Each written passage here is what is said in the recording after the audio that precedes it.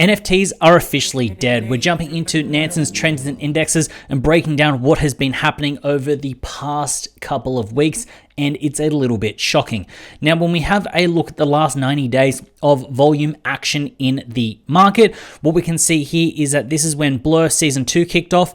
So Blur is this big whitish color there, and what has happened is it has just been on a steady downtrend. Now look, I'm going to butt in really quick and say that this is not financial advice. I'm not saying you should buy, sell, trade, or what you should do. This is just a look at the market, looking at the charts, looking at the numbers, so you can use this within your own research to make better plays and better moves. Now look, the downtrend isn't good, but when you actually have a look at it where it was previously, here is where the numbers were. So we've almost come back to where we were pre the kickoff of Blur Season 2. But as you can see, there is this downtrend, but that isn't the alarming point that I want to get across. The part that I want to get across is this: the fact that we have just seen for the past week sales drop off to lows, crazy lows that we have not really seen before, and you can see it right down there.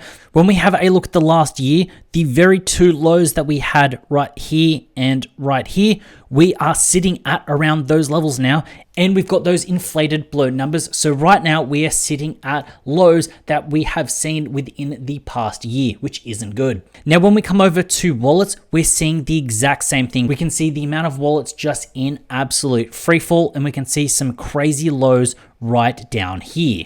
If we have a look at the last year, you can see that we are in a downtrend over the last year. So if we take that there, this is the Blur farming when Season 2 kicked off, but overall it is just down. And then when we have a look at wallets over the entire life period, what we can see here is this is the January period.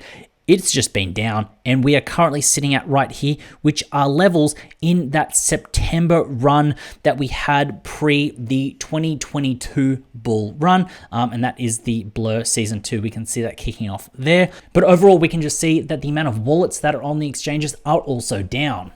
Now, when we have a look at the buyers on these marketplaces, we are at historic lows. And if I narrow it down and go into the last 7 days, this looks like a very terrifying chart. The fact is we have just essentially flatlined, and we're seeing absolutely no one in this market trading, which is very, very crazy.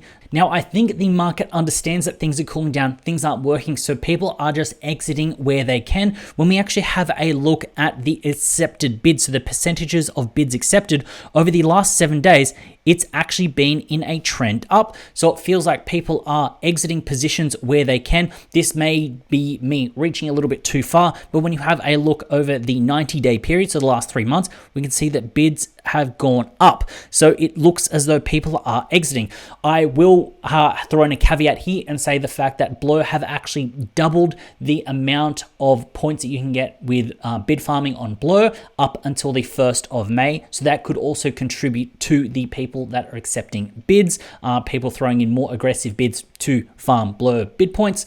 So that could also come into effect. But the fact is, we've seen this correlation of, and I'll go back to the 7-day chart, the fact that we have seen a downtrend in buys in the market and an uptrend in people accepting bids. It's as if the market participants right now understand that there's no one new coming in. People are leaving in droves, and they're just accepting everything that they can.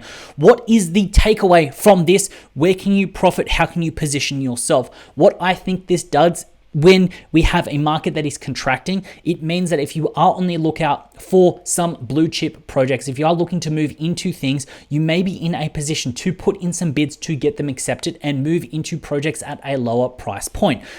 To illustrate this point with the blue chip index, what we can actually see is that it is in a downtrend, and we are at some historic lows when we have a look at the blue chip index over the last year and a bit. So it feels as though blue chips are cooling off and pulling back to numbers that we haven't seen before. So it means that if you are eyeing some of those off, this may be a good time to get into some positions that you would like. On the flip side, if you aren't holding any conviction plays, you may want to exit out and layer out of those positions just to ensure that you can then buy in later at a lower price. Having a look, it's like this through all of the NFTs, and you can see that the art market is just in a terrible free fall right now.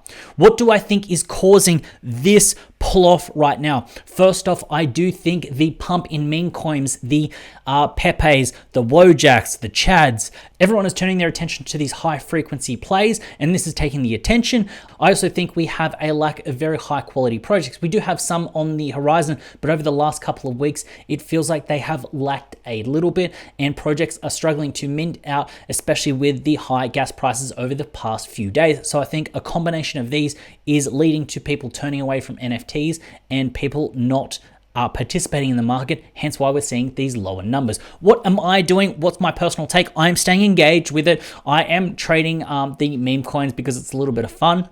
But I am still paying attention to the market. I'm still seeing what projects are working, what's happening, because with a contracted market, it means that there's less market participants. Last time we had very big contractions like this, you have the very well positioned projects, the very well constructed projects to actually succeed quite well. Because to give you an example, if we have, say, 10,000 people within the space that are high frequency, high quality traders, and there is one really good project with a supply of 5,000, everyone is drawn to it. When there are multiple projects, liquidity is spread, but when we have 100,000 participants and 100 projects, there can be so many projects people get into, but when there is a condensed set of people, everything's contracted, there is a position for people to understand what is a high quality project, what is coming up. So everyone's attention moves towards that, which means that there are bigger plays, bigger pumps, bigger dumps when it comes to those projects.